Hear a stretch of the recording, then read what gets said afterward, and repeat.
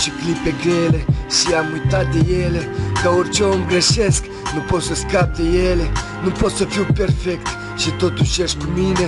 În sufletul meu gol, te am doar pe tine. Și poate nu e bine, te sun prea des, dar vine gândul că o să pleci și că o să uiți de mine.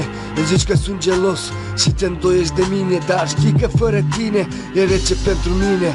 Tu ești gândul meu bun, mă liniștește bine când ești în patul tău și eu în pat la mine. Și știi că te iubesc, când ne certăm mă doare, ce caldă e îmbrățișarea, ce dulce e împăcarea. Și știi că te iubesc, când ne certăm mă doare, ce dulce e împăcarea, e caldă îmbrățișarea.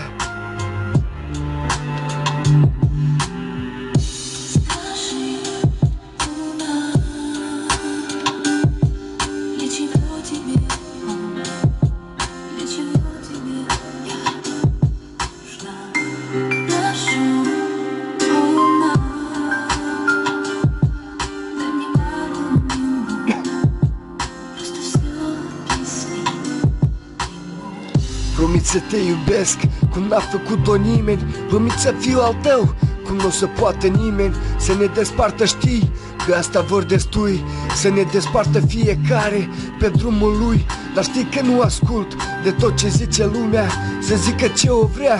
Tu ești soarele și luna, tu ești singura care mă face fericit și cea care mă face să mă simt iubit.